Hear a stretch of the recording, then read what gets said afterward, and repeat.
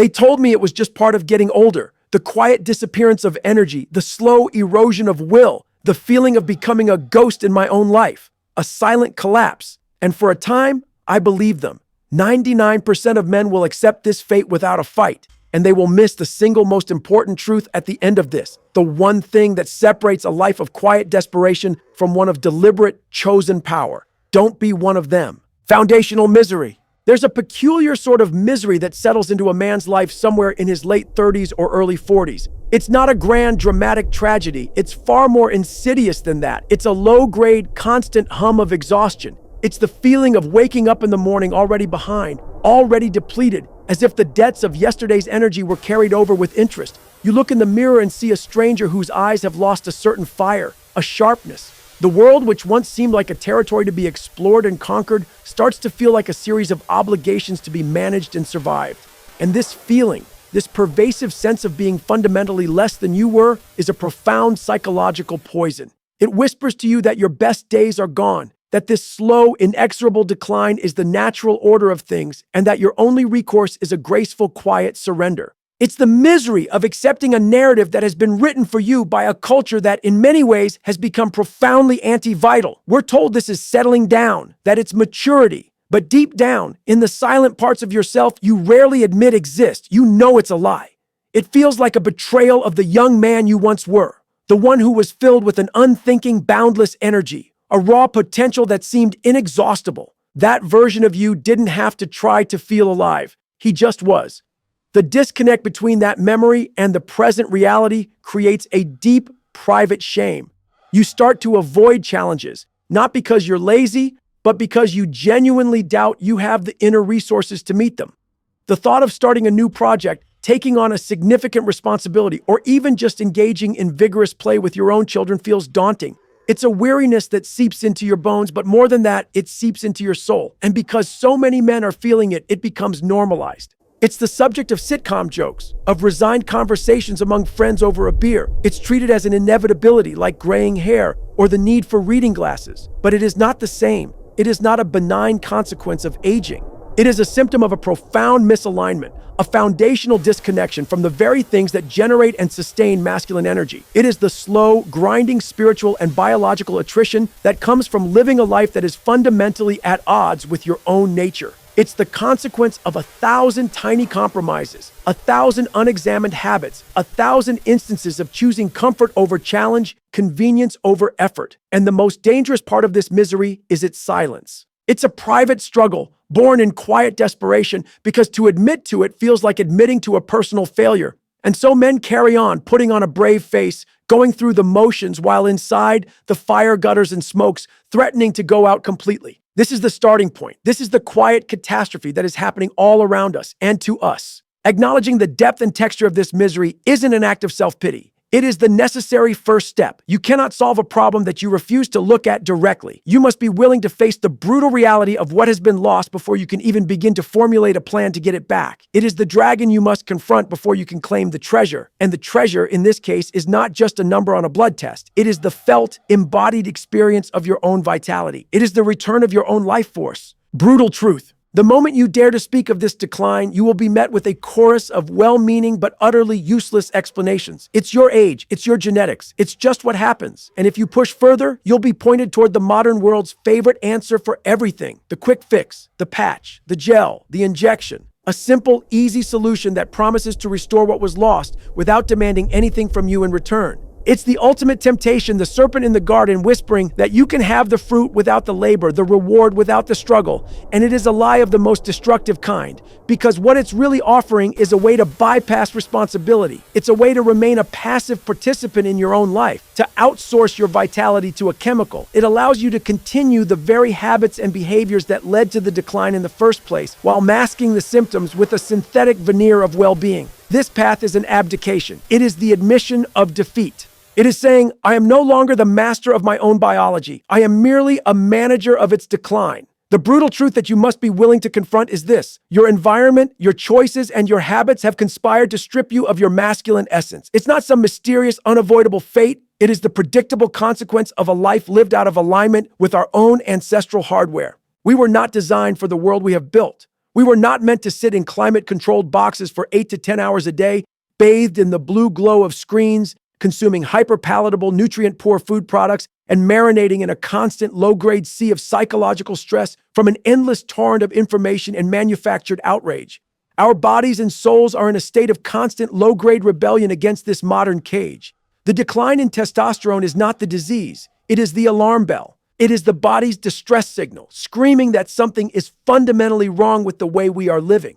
To silence that alarm with an injection is like cutting the wire to the smoke detector while the house is on fire. It does nothing to address the underlying inferno. The fire is in our food supply, saturated with processed sugars, industrial seed oils, and chemicals that disrupt our endocrine systems. It's in our sleep habits, where we sacrifice the sacred restorative power of true darkness and rest for one more episode, one more scroll, one more hour of empty stimulation. It's in our sedentary lives, where we have forgotten that our bodies were forged for movement, for struggle, for lifting heavy things and pushing against resistance. It's in our minds, which are relentlessly assaulted by a 24-hour news cycle of fear, anxiety, and conflict, driving up the stress hormone cortisol, the natural and potent antagonist to testosterone. The brutal truth is that you have, in a very real sense, participated in your own diminishment. This is not a judgment. It is a statement of empowerment. Because if you have participated in the creation of the problem, then you hold the power to participate in its solution. It puts the locus of control back where it belongs. With you, it rips away all the excuses, age, genetics, bad luck, and leaves you standing face to face with your own agency. The path back is not easy. It is, in fact, a path of resistance against the default settings of modern life. It requires a conscious and deliberate rejection of convenience in favor of effort. It requires you to declare war on the parts of your life that are making you weak. It requires you to see your habits not as morally neutral choices, but as actions that are either moving you toward strength and vitality or toward weakness and decay. There is no middle ground. And so, the first and most crucial step is to reject the comforting lie of the quick fix and embrace the difficult but empowering truth of personal responsibility. You must decide that you are willing to do the hard work of rebuilding yourself from the foundation up, rather than simply patching over the cracks in the facade.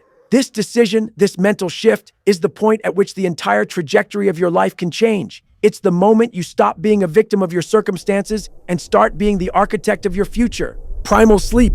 We have come to see sleep as an inconvenience, a necessary evil, a period of lost time that must be minimized in our endless pursuit of productivity and stimulation. This is perhaps the single most catastrophic misunderstanding of modern life. We treat it like a bank we can borrow from, assuming we can catch up on the weekends, ignorant of the fact that the debt we accrue is real and the interest it charges is ruinous to our hormonal health, our mental clarity, and our very spirit. Sleep is not a passive state of shutdown. It is an active, profound, and non-negotiable process of biological and psychological restoration. It is the time when your body and brain engage in the sacred work of cleaning house, repairing damage, and consolidating memory. For a man, deep sleep is the very crucible in which testosterone is forged. The majority of your daily testosterone release is tied directly to the cycles of deep sleep you experience in the early hours of the morning. When you shorten your sleep, when you disrupt its cycles with light or noise, you are directly robbing yourself of your masculine essence. You are shutting down the factory. This is not negotiable. A week of sleeping 5 hours a night can reduce a man's testosterone levels by the same amount as aging 10 to 15 years. Think about that. You can, through a single poor habit, voluntarily inflict the hormonal profile of a much older man upon yourself. And so, reclaiming your vitality begins not in the gym, not even in the kitchen, but in the bedroom. And it requires a level of discipline that our culture has forgotten. The goal is to create a sanctuary for sleep, an environment so optimized for rest that it becomes a nightly pilgrimage back to your primal self. This starts with darkness, not just dim light, but absolute profound darkness, the kind of darkness that existed before the invention of the light bulb. Your eyelids are not light-proof. Even a small amount of ambient light from a phone charger, a street lamp, or a digital clock can penetrate your eyelids and send a signal to your brain that it's time to be alert, disrupting the deep sleep cycles where testosterone production peaks. This means blackout curtains are not a luxury, they are a necessity. It means removing or covering every single source of artificial light in your bedroom. The room should be so dark that you cannot see your hand in front of your face. This level of darkness signals to your ancestral brain that it is safe, that the night is truly here, and that it can begin its most important work. The second pillar is temperature. Your body's core temperature needs to drop to initiate and maintain deep sleep. A cool room is not just a matter of comfort, it's a biological trigger. Most people sleep in rooms that are too warm, which inhibits this natural temperature drop and leads to more fragmented, shallow sleep. You must actively engineer a cool sleeping environment. Aim for a temperature that feels slightly cool when you first get into bed. This might mean turning down the thermostat, using a fan, or investing in cooling mattress technology. The sensation of being slightly cold and then warming up under a blanket is a powerful sleep aid that mimics the conditions our ancestors would have experienced sleeping near a fire in the cool of the night. Finally, and perhaps most difficult, is consistency. Your body operates on a powerful internal clock, a circadian rhythm that thrives on routine. Going to bed and waking up at the same time every single day, including weekends, is the anchor for this entire system. When you have an erratic schedule, you are essentially inflicting a form of jet lag on yourself every weekend, constantly confusing your body's hormonal signals. A non-negotiable wake-up time is the cornerstone of this practice. Even if you sleep poorly, get up at the same time. This disciplines your body and mind, setting a clear rhythm that will, over time, make it easier and easier to fall asleep at your designated bedtime. Reclaiming your sleep is not about life hacks. It's about reverence. It is about treating this period of rest with the sacredness it deserves. It is a conscious, deliberate act of defiance against a culture of sleeplessness. It's the decision that your health, your vitality, and your strength are more important than one more hour of empty digital distraction. It is the foundational act of bringing order to the chaos of a depleted life. Sacred hunger.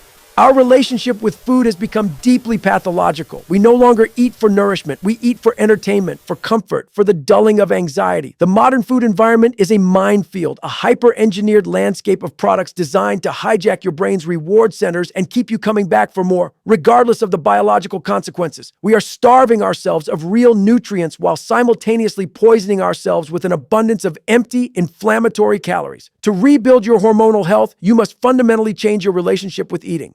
You must stop seeing food as a source of fleeting pleasure and start seeing it as the raw material from which you will construct a stronger, more vital version of yourself.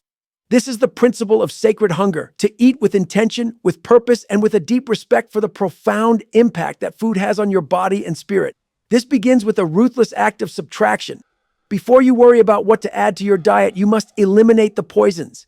The primary culprits are the holy trinity of modern metabolic disease: refined sugars, industrial seed oils, and processed grains. Sugar, in its concentrated and refined forms, is a potent endocrine disruptor. It spikes your insulin, which is another hormone that has an antagonistic relationship with testosterone. A diet high in sugar creates a constant state of hormonal chaos, promoting fat storage, particularly visceral fat, which is itself a hormone-disrupting organ, and systemic inflammation. Industrial seed oils, canola, soy, corn, sunflower, and the like are a modern invention, virtually absent from the human diet until a century ago. They are chemically unstable, prone to oxidation, and create massive amounts of inflammation at the cellular level when consumed in the quantities that are now common. This chronic, low-grade inflammation is a constant stressor on the body, forcing it to divert resources to fighting a perpetual internal fire rather than to building and repairing. These oils must be purged from your kitchen and from your diet. Processed foods, almost by definition, are combinations of these very substances, designed for shelf life and profitability, not human health. They are food-like products, not real food. The act of eliminating them is the single most powerful step you can take. Once the poison has been removed, you can begin the sacred work of adding back nourishment. Your plate should become a celebration of real, whole foods that your great-great-grandparents would have recognized. The focus should be on nutrient density. This means high-quality protein from sources like grass-fed meat, wild-caught fish, and pasture-raised eggs. Protein provides the essential amino acids that are the building blocks of hormones and muscle tissue. You cannot build a strong house with rotten wood. Healthy fats are not to be feared. They are to be revered. Cholesterol, which we have been taught to demonize, is the direct molecular precursor to testosterone. Your body cannot make testosterone without it. Sources like egg yolks, avocados, olive oil, and animal fats from healthy, properly raised animals are essential fuel for your endocrine system. A low-fat diet is, for many men, a low-testosterone diet. Carbohydrates should come from whole, fibrous sources. Vegetables of all kinds, particularly cruciferous vegetables like broccoli and cauliflower, which help the body process estrogen, should be consumed in abundance. Starchy carbohydrates like sweet potatoes and root vegetables are an excellent source of energy, but their consumption should be timed and managed, particularly around your workouts, rather than being the centerpiece of every meal. Finally, you must pay attention to micronutrients, the vitamins and minerals that act as the spark plugs for your entire biological engine. Deficiencies in key nutrients like zinc, magnesium, and vitamin D are rampant and are directly linked to low testosterone levels. Zinc is crucial for the enzymatic processes that produce testosterone. Magnesium is vital for sleep quality and managing stress. Vitamin D, which is actually a steroid hormone, is fundamental to male endocrine health. Eating a diet rich in leafy greens, nuts, seeds, and getting adequate sun exposure are the primary ways to address this. This is not a diet. Diets have end dates. This is a permanent shift in your identity. It is a decision to honor your body by providing it with the sacred materials it requires, not just to survive in your daily life and in your daily work as you build the things you're meant to build. Meaningful resistance. There is a profound and ancient wisdom encoded in our very physiology. Strength is built in response to struggle. Comfort, ease, and the avoidance of physical hardship are the fast track to atrophy, not just of the muscle, but of the spirit. We have forgotten this. We seek to engineer every ounce of effort out of our lives, from remote controls to elevators to robot vacuums. And in doing so, we have inadvertently deprived ourselves of a fundamental pillar of masculine vitality. To reclaim your hormonal fire, you must re-engage voluntarily and deliberately with meaningful physical resistance. This is not about working out in the modern sense, shuffling onto an elliptical machine while watching a screen to distract yourself from the mild discomfort. That is a pale imitation. This is about the act of lifting heavy things, heavy compound lifting. Movements like the squat, the deadlift, the overhead press, the bench press is a unique and potent language that your body understands at a primal level. When you place a heavy barbell on your back and squat down, you are not just exercising your legs, you are sending a powerful systemic signal to your entire organism. You are telling your central nervous system, your endocrine system, your very bones that they must become stronger, denser, and more capable. It is a demand for adaptation. And the body's hormonal response to this demand is profound. An intense session of heavy resistance training triggers a significant, acute surge in testosterone and growth hormone. But more importantly, over time, it fundamentally remodels your entire system to be more resilient. It improves insulin sensitivity, reduces inflammation, builds metabolically active muscle tissue that acts as a reservoir for your hormonal health, and fortifies the entire neuromuscular system. There is a deep psychological component to this as well. The act of confronting a heavy weight is a perfect metaphor for confronting the challenges of life. The bar on the floor is an immovable, objective reality. It does not care about your feelings, your excuses, or how your day went. It demands your full presence, your focus, your courage. Picking it up is an act of will. It is a voluntary decision to engage with something difficult and potentially dangerous and to overcome it through your own effort. Every successful lift is a small victory over entropy, a reaffirmation of your own agency and power. This process rebuilds not just your muscles, but your mind. It cultivates the virtues of discipline, patience, and resilience. You learn that progress is not linear. There will be days when the weight feels impossibly heavy. There will be setbacks and plateaus, but through consistent, intelligent effort, you learn to push through those barriers. This translates directly into every other area of your life. The man who has learned to calmly add 5 more pounds to the bar and lift it is better equipped to handle a crisis at work, a conflict at home, or an unexpected turn of fate. He has practiced the art of facing resistance and winning. The programming itself does not need to be complicated. In fact, simplicity and consistency are the keys. 2 to 4 sessions per week focused on a handful of major compound movements, executed with proper form and a focus on progressive overload, the principle of gradually increasing the demand over time. That is the recipe. The goal is not to annihilate yourself in every session. The goal is to stimulate, recover, and adapt. You must learn to listen to your body, to respect its need for rest and recovery, because that is when the growth actually happens. Resistance is not a punishment. It is a privilege. It is the conversation you have with your own biology to remind it of its purpose. It is the deliberate seeking of hardship to inoculate yourself against the weakness that pervades the modern world. It is the act of picking up your burden, literally and metaphorically, and becoming stronger by carrying it. Ordered mind. The most powerful and insidious antagonist to a man's vitality is not a physical threat, but a psychological one. It is the relentless, grinding pressure of chronic, unresolved stress. We live in an age of anxiety, deluged by a constant stream of information designed to trigger our threat detection systems. Financial worries, political outrage, social comparison, professional demands, these pressures coalesce into a constant state of low-grade, fight-or-flight activation.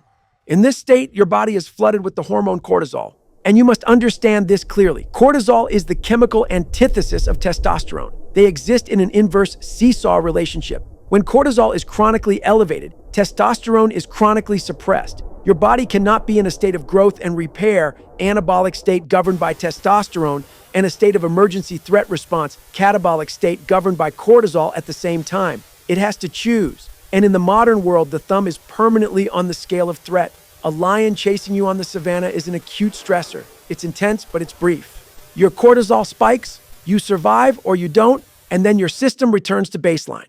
The 24/7 news cycle, the endlessly ringing phone, the perpetual performance review, these are chronic stressors. They are lions that never stop chasing you.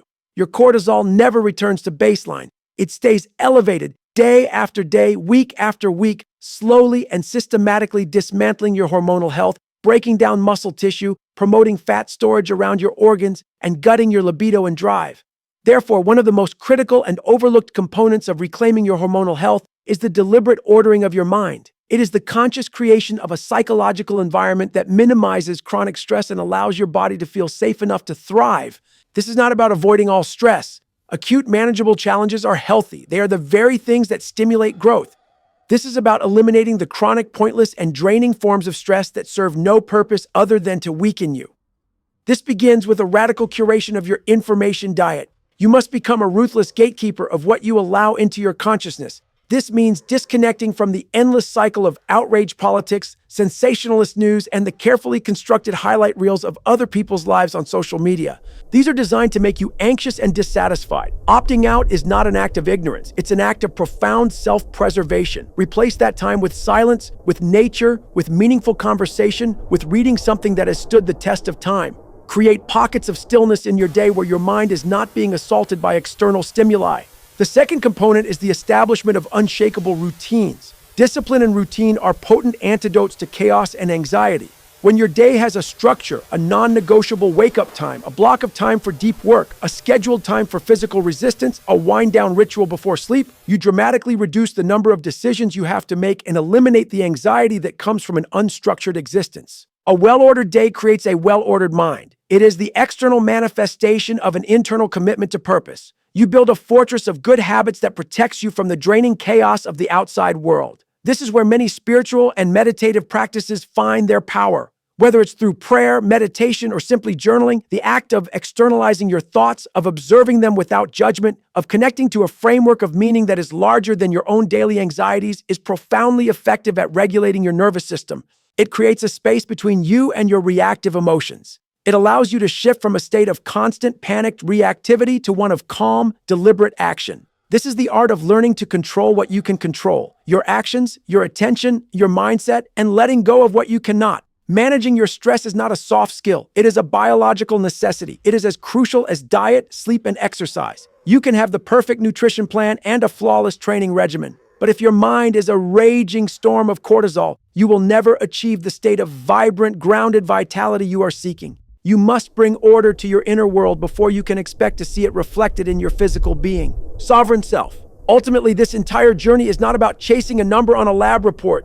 Fixing your testosterone is not the end goal. A high testosterone level is simply a byproduct, a measurable shadow cast by something much deeper and more significant. The true purpose of this path is the reclamation of your own sovereignty. It is about becoming the ruling authority in the kingdom of yourself, biologically, psychologically, and spiritually. It is the deliberate, conscious process of moving from a state of being acted upon by the world to a state of being an actor within the world. Every element we've discussed is a piece of this puzzle. Mastering your sleep is an act of sovereignty over your time and your restorative rhythms. Mastering your nutrition is an act of sovereignty over your environment and what you allow to cross the borders of your own body. Mastering physical resistance is an act of sovereignty over your physical form, a declaration that you will not accept atrophy and decay. Mastering your mind is an act of sovereignty over your own attention and focus, perhaps the most precious resources you possess. When you integrate these practices, something profound begins to happen. You create a positive feedback loop, a virtuous cycle.